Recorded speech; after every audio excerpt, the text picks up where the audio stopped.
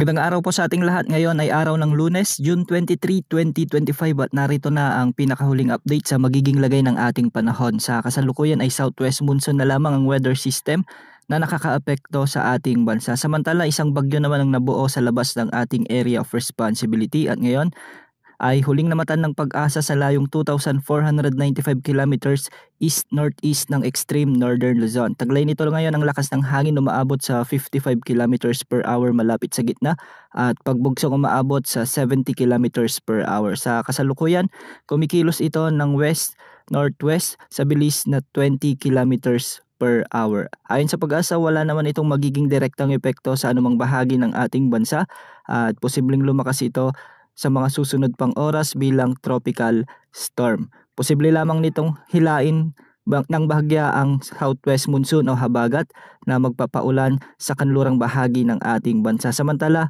isang potential na LPA naman ang posibleng mabuo sa kanlurang bahagi ng Metro Manila o Batangas sa mga susunod na oras. Ayon kasi sa mga ginagamit nating wind models ay posibleng magkaroon ng sirkulasyon ng mga kaulapan sa kanlurang bahagi ng Calabarzon o Mimaropa. Dahil nga sumiiral pa rin southwest monsoon o habagat, ay magiging maulap ang mga kalangitan na may mga kalat-kalat na pagulan at thunderstorms sa Metro Manila, Calabarzon, Bangsamoro Region, Socsargen, Davao Region, sa may Pangasinan, Zambales, Bataan, ganito rin sa Occidental Mindoro at Palawan.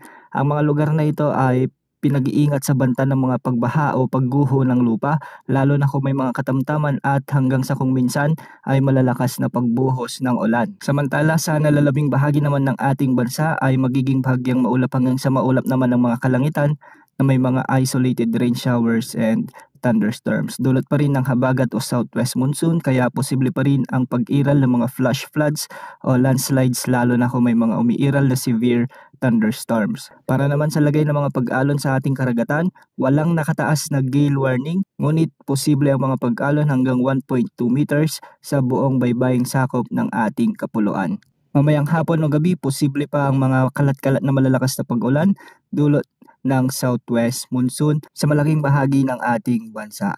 Mag-ingat po. Yan ang latest sa lagay ng panahon. Ito po ang weather update ng bayan. Maasahan anumang panahon.